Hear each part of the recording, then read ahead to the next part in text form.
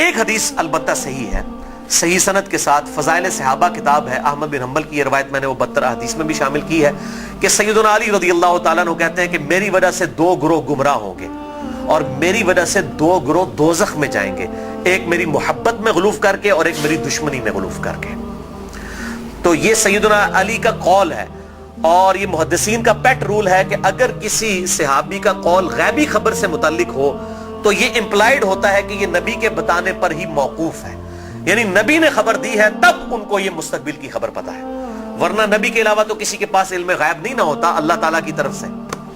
کوئی اور شخص تو یہ دعویٰ نہیں کر سکتا میرے اوپر وحی نازل ہوتی ہے، تو نبی کو جتنا اللہ تعالیٰ علم غیب دیتا ہے، غیب پر اطلاع دیتا ہے، وہ امت تک پہنچا دی جاتی ہے۔ تو سیدنا علی جب یہ قول بیان کر رہے ہیں تو یقیناً یہ موقوف ہے نبی صلی اللہ علیہ وسلم کے بتانے کے اوپر۔ تو یہ 2 ایکسٹریم رویے امت میں آج تک موجود ہیں۔ لیکن اب مسئلہ یہ ہوتا ہے کہ چونکہ فرقہ واریت ہو جاتی ہے تو اہل سنت سے اگر آپ پوچھیں گے وہ کہیں گے جی وہ جس دوزخ میں جس گروہ نے جانا ہے نا وہ یہ رافضی شیعہ ہے، دیکھیں سیدنا علی کے بارے میں کتنا غلو کرتے ہیں۔ اچھا آپ شیعہ سے جا کے پوچھیں وہ کہیں گے جس بندے جنہوں نے حضرت علی کی دشمنی میں دوزخ میں جانا ہے وہ اہل السنہ ہے۔ یہ دیکھیں کہ یہ حضرت علی کی جب شان بیان ہونی شروع ہوتی ہے تو یہ شیعت کا فتویٰ لگا دیتے ہیں، ٹھیک ہے۔ تو یہ دونوں ایکسٹریم رویے ہیں۔ اہل سنت کے ہاں بھی ناسبی موجود ہیں جو سیدنا علی سے بغض رکھتے ہیں، آج تک موجود ہیں، اور ان کی زیادہ تر تعداد جو ہے وہ اہل حدیث اور دیوبند مکتبہ فکر کے اندر موجود ہے۔ آپ کچھ بریلیوں میں بھی ایک کا دکا دانے آنے شروع ہو گئے ہیں، اور اسی طریقے سے جو رافضیوں کی اکثریت ہے وہ اہل تشیع کے ہاں پائی جاتی ہے جو کہ سیدنا علی کے بارے میں غلو کرتے ہیں۔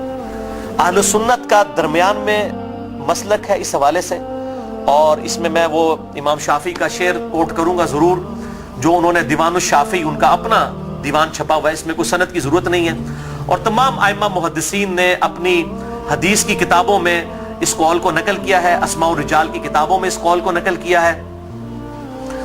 امام زاہبی رحمہ اللہ نے جو امام ابن تیمیہ کے شاگرد ہیں انہوں نے بھی نقل کیا، امام ابن تیمیہ نے بھی نقل کیا، اور امام ابن کثیر نے بھی، اور باقی سارے ائمہ نے، ابن حجر اسقلانی نے بھی، کہ امام شافعی فرمایا کرتے تھے ان کان رفضا حب آل محمد صلی اللہ علیہ وسلم، اگر آل محمد کی محبت کا نام رافضی یا شیعہ ہونا ہے فَلْيَشْهَدِ الثَّقَلَانِ أَنِّي رَافِضِي، تو جن و انس گواہ ہو جاؤ اس بات پہ کہ میں رافضی ہوں۔ کہ اگر سیدنا علی سے محبت کا نام شیعہ ہونا ہے اور تم مجھے بلیم کرتے ہو کہ میں علی سے محبت کیوں کرتا ہوں، آل محبت سے محبت کیوں کرتا ہوں، اس کی بنیاد پہ تم مجھے شیعہ کہتے ہو، تو گواہ ہو جاؤ میں شیعہ ہوں۔ اور میں نے اس میں پھر ایڈ کیا ہے کہ اگر آج امام شافعی زندہ ہوتے تو میں کہتا کہ شیخ صاحب آپ میرے بھی کچھ اشعار اس میں ایڈ کر لیں۔ آپ نے تو کہا نا کہ اگر اہل بیت کی محبت کا نام رافضی یا شیعہ ہونا ہے تو میں ہوں رافضی، تو میں یہ کہتا ہوں کہ اگر نبی صلی اللہ علیہ وسلم کی محبت کا نام اگر وہ غلوف کے درجے میں نہ ہو، بریلوی ہونا ہے تو میں بریلوی ہوں۔ اگر صحابہ کرام سے عقیدت کا نام اگر غلوف کے درجے میں نہ ہو، یہ شرط ہے، ادھر بھی معصومیت نہ کلیم کر دی جائے دیوبند کی طرح، اگر اس کا نام دیوبندی ہونا ہے تو میں دیوبندی ہوں۔ اور اگر کتاب و سنت کے منہج کو اور اجماع کو حجت مانتے ہوئے فائنل اتھارٹی ماننا اور اس کے مقابلے پر کسی کی بات کو حجت نہ سمجھنا اہل حدیث ہونا ہے تو میں اہل حدیث ہوں۔ تو یہ صرف ایک سمجھانے کے لیے ایک جملوں کے طور پر ہے، باقی الحمدللہ ہم مسلمان ہیں اور ہمیں اسی پر فخر محسوس کرنا چاہیے۔ اللہ تعالیٰ نے ہمیں مسلم پیدا فرمایا ہے، وَسَمَّاكُمُ الْمُسْلِمِينَ، اس نے نام بھی ہمارا مسلمان رکھا ہے، ہمیں اسی پہ فخر محسوس کرنا چاہیے۔ باقی جو یہ فکر کی بات ہوتی ہے، اگر اصحاب الحدیث یا اہل السنہ کی فکر محدثین نے استعمال کی تو یہ فکر کے طور پر تھا، کبھی یہ مسجدوں کے باہر اس طریقے سے تفریق نہیں کی جاتی تھی جس طرح آج کل ہو چکی ہے، اور آج کل بھی ہر جگہ نہیں ہے، پورے سعودیہ میں اس طرح کی تفریق نہیں ہے کہ مسجد کے باہر آپ کو اس طرح کی چیزیں ملیں، یا ملیشیا کے اندر جن ملکوں کے اندر تھوڑی ہوش آئی ہے تو ان چیزوں سے چیزیں پاک ہیں۔ اور ایون ہمارے جو یورپ اور امریکہ کے اندر اگرچہ فرقوں کے نام پہ مسجدیں بنی ہیں لیکن کم از کم وہاں پہ اتنی ٹالرنس ہے کہ لوگ تمام کے تمام لوگ ایک جگہ پہ نماز پڑھتے ہیں، ایک دوسرے کے پیچھے نماز پڑھ لیتے ہیں۔ یہ یہاں پر لعنت ہے انڈیا، پاکستان اور بنگلہ دیش کے گندے کلچر کے اندر کہ یہاں پر لوگ جو ہیں وہ مطلب اس طرح فرقوں میں بٹے ہوئے ہیں کہ ایک دوسرے کے پیچھے نماز بھی نہیں پڑھتے۔ آج بھی مجھے ایک بھائی کا فون آیا، اکثر لوگ سوال کر رہے ہوتے ہیں فلاں کے پیچھے نماز ہو جاتی، فلاں کے پیچھے نماز ہو جاتی، میں ان کو ایک ہی جملہ بولتا ہوں کہ میرے بھائی جس کو آپ کافر نہیں کہہ رہے نا اس کے پیچھے نماز ہو جاتی ہے۔ آپ نے اگر یہ اناؤنسمنٹ کرنی ہے کہ اس کے پیچھے نماز نہیں ہوتی تو اس کو پہلے کافر ڈکلیئر کریں گے۔ اگر آپ میں یہ جرت نہیں ہے نا، آپ مسلمانوں سے سمجھ رہے ہیں نا، अहलुल बिदा समझ रहे हैं, कलमा को मुशरिक समझ रहे हैं, कुछ भी समझ रहे हैं, काफिर कहने की आपको जुर्रत नहीं है ना, तो समझ ले कि वो मुसलमान है। अब वो मुसलमान है, वो अहले बिदत में से भी हो सकता है, कलमा को मुशरिक भी हो सकता है, ठीक है, कुछ भी हो सकता है, जब तक वो काफिर नहीं है उसके पीछे नमाज दुरुस्त है। ये है बिल्कुल मोटा सा फार्मूला। और अगर आप समझते हैं कि इस तरीके से लोगों को इस्लाम से बाहर निकालना है, तो मेरे भाई फिर ठीक है, आप सऊदीया वालों को भी एप्लीकेशन दें कि अहले हदीस एप्लीकेशन दे दें कि जी बरेलवी मुशरिक हैं, जो बंदी भी चूंकि तकलीद करते हैं वो भी मुशरिक हैं, शिया भी मुशरिक हैं, लिहाजा जो है चूंकि हरम के अंदर जो है वो मुशरिकीन का दाखिला ममनू है, लिहाजा सवाए अहले हदीस के किसी को हज करने की इजाजत ना दी जाए। एप्लीकेशन दें, और अगर वो आपकी एप्लीकेशन कबूल ना करें तो फिर आप वही फतवा लगाएं कि अगर वो नहीं कबूल कर रहे तो वो भी मुशरिक, जो हरम में आने दे रहा है मुशरिक को वो भी मुशरिक, और इमाम काबा जो उनकी लीडरशिप कर रहा है और इसके खिलाफ बोल नहीं रहा वो भी मुशरिक। फिर तो भाई मेरे फार्मूले आप लगाने शुरू कर दें। असल में सबको ये बात पता है, ये तकरीरों में जोश में आके किताबों में इस तरीके से जोश में चीजें लिख देते हैं, पता इनको भी है कि इस्लाम से नहीं निकाला जा सकता। जिनको इस्लाम से निकालना था ना, उम्मत ने इत्तेफाक करके उनको इस्लाम से निकाल दिया है, वो है कादियानी। उनके बारे में सब ने इत्तेफाक किया हुआ है। अगर कोई कादियानियों के अलावा किसी मुसलमान के फिरके को जो इंडिया पाकिस्तान बांग्लादेश में पाया जाता है काफिर समझता है, तो भाई एप्लीकेशन पुट करे, आप देखें जरा फिर के साथ होती क्या है। अहले हदीस के खिलाफ पुट करेंगे ना, वो सारों के बाबों का चट्टा बट्टा खोल देंगे। आप बरेलवियों के खिलाफ पुट करेंगे, बरेलवी अहले हदीस देवबंद शिया के बाबों का चट्टा बट्टा खोल देंगे। शिया के खिलाफ पुट करेंगे ना, वो इनके सारे बाबों को नंगा कर देंगे। जो बंदियों के खिलाफ बात करेंगे वो इनके बाबों को नंगा कर देंगे। क्यों? कि सबके पास थोक के हिसाब से एक दूसरे के खिलाफ गुमराह कुन नजरियात जो है ना किताबों के अंदर मौजूद है। ठीक है, ये इतना सीधा मामला नहीं है इसको जिस तरीके से समझा जाता है। तो ये मेरे भाइयों बहुत क्रिटिकल इशू है। जिसको आप काफिर नहीं कह रहे उसके पीछे आपकी नमाज बिल्कुल दुरुस्त है। या जुर्रत करें काफिर कहने की, फिर अगली बात करें। अगर आप ये जुर्रत नहीं कर रहे तो यकीनन आप मुसलमान समझ रहे हैं, एक दूसरे के पीछे नमाजें भी पढ़ें, एक दूसरे के साथ निकाह भी करें, एक दूसरे के साथ मामलात भी करें, इल्मी तरीके से एक दूसरे के साथ मामलात को आगे लेके चलें। बाकी तो हालत ये हो चुकी है मेरे भाई के यहां तो एक फिरके के जो लोग हैं उनमें कितनी पार्टी बाजी है। एक घर के अंदर एक फिरके के लोग हैं उनमें पार्टियां मौजूद हैं। कोई एक जमात के साथ है, कोई दूसरी जमात के साथ है। वो कहता जी कुर्बानी की खाल मैं उन्होंने देनी है, वो कहता मैं उन्होंने देनी है। और मौलवी का वास चले तो तुम्हारी भी खाल के ला के ला जाए ईद वाले दाड़े। बिल्कुल कई लोग ऐसे मिले हैं, वो कहते हैं जी हम 2 बकरे इसलिए देते हैं कि जी वो हमने एक जो है वो इस पार्टी को देना है, दूसरी पार्टी को देना है, वरना वो नाराज हो जाएगी। और दोनों का मसले एक ही है। और इसके अलावा सियासी बुनियाद भी जो डिवीजन हुई है वो अलग से है। तो डिवीजन तो बहुत ज्यादा है। और फिर कहते हैं जी वो हम आपस में एक दूसरे को गुमराह तो नहीं समझते, गुमराह नहीं समझते। तो मेरे भाई एक दूसरे का इस लेवल तक आप रद्द करते हैं कि मस्जिदें छीन लेते हैं एक दूसरे से। अगर गुमराह समझ रहे तो तभी मस्जिद छीनते हैं ना। मस्जिद क्यों छीनी जाती है कि मेरे वाले करें? तो या सीधा सीधा पब्लिक को बताएं कि ये मस्जिद जो है ये हमारे चंदे बटोरने के अड्डे हैं। तो चूंकि इधर से हमने चंदे बटोरने होते हैं, आपकी चमड़ियां उतारनी होती हैं, इसलिए हम मस्जिदें आपसे छीन रहे होते हैं। तो बताएं पब्लिक को, यही बात हो सकती है ना। तो या फिर अगर ये नहीं कह रहे तो आप ज़ाहिर है दूसरों को गुमराह समझ रहे हैं। गन पॉइंट के ऊपर एक दूसरे की मस्जिदें छीनते हैं, लड़ाइयां करते हैं और फिर कहते हैं जी हम एक ही हैं। कोई एक नहीं होते मेरे भाई। देवबंद का ममाती गिरोह, हयाती गिरोह, इतने एक्सट्रीम इख्तलाफात हैं आप सोच भी नहीं सकते। बरेलवियों के अंदर आप आ जाएं, दावत इस्लामी को देख लें और डॉक्टर तैयब कादरी साहब और सैफियों की पार्टी जमीन के आसमान की इख्तलाफात है। अहले हदीस के अंदर आप आ जाएं, वहां पे जमात दावा को देख लें, जमीयत अहले हदीस को देख लें, जमीन आसमान की इख्तलाफात है। मैं तो मतलब जिन्होंने कहते ना कि पंजाबी मुहावरा दाइयां को नहीं ढिड छुपे होते, मैं तो सारे नाल रहा, मुझे तो पता है इनकी सबकी क्या सूरत हाल है। चंदों की बुनियाद के ऊपर लड़ाइयां होती हैं और बाज़ औक़ात जो है वो असला तक निकाल लिया जाता है, मस्जिदों के ऊपर कब्जा कर लिया जाता है, मस्जिदें बंद हो जाती हैं। हमारे खुद इस्लामाबाद में एक अहले हदीस की मस्जिद 1 साल तक बंद रही है, सिर्फ 2 पार्टियों के झगड़े की वजह से। और फिर अल्टीमेटली जो है वो बड़ी मुश्किल के साथ इशू जो है वो रिजॉल्व हुआ। और इस हद तक हो गई कि इमाम मस्जिद को धमकी लगाई जाती थी, अगर तूने उधर जाके इमामत कराई ना तो तेरी लता बांध देंगे, इस लेवल तक। और उस मस्जिद के दाएं तरफ एक पार्टी ने खैमा लगाया, बाईं तरफ एक पार्टी ने खैमा लगाया, दोनों जो है वो नमाजें पढ़ा रहे हैं और दोनों ने अब स्पीकर लगाए हुए हैं और एक दूसरे की तरफ रुख किए हुए, नमाजी अंदर 4-5 ने। ये हालत है मौलवियों की। तो मैं ये समझता हूं कि इस्लाम के खिलाफ सबसे बड़ी साजिश जो है ना ये उलमा है।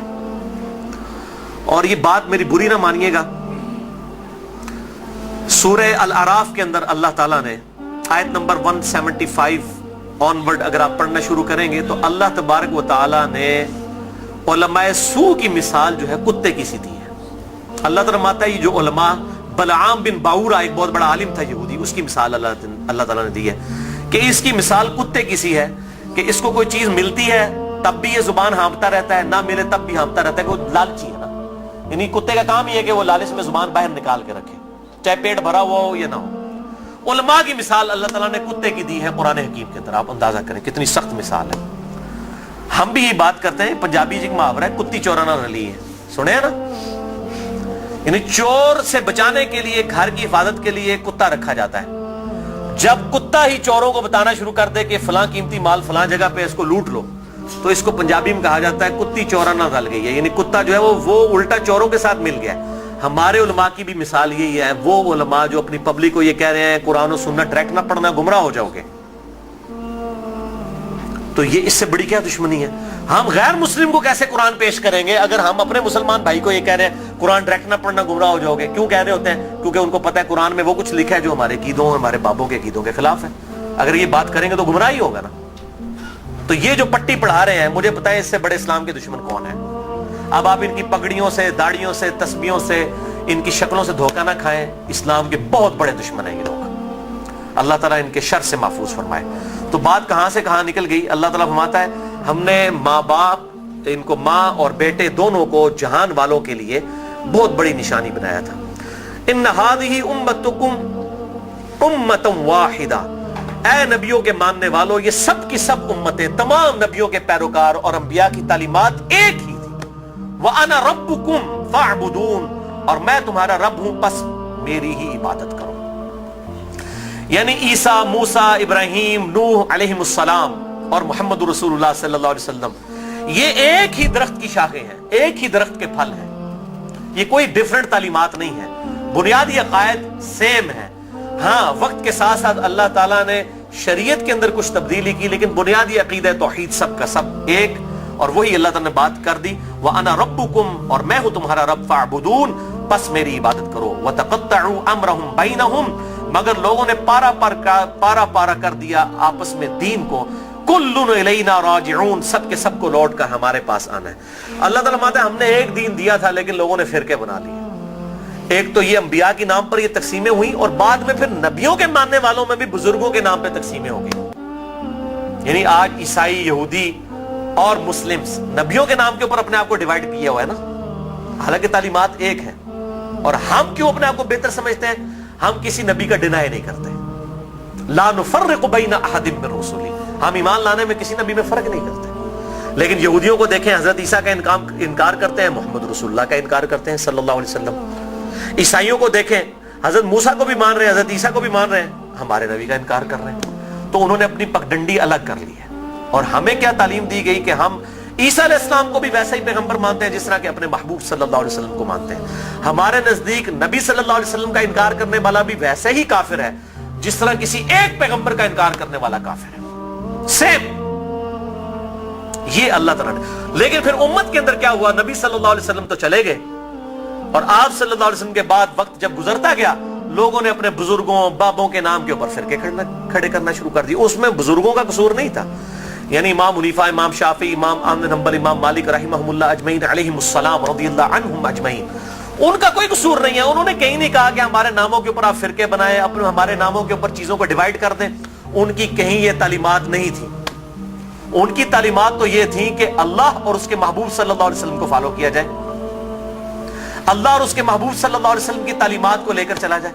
انہوں نے کہیں نہیں کہا کہ ہمارے ناموں کے اوپر آپ فرقے بنا لیں.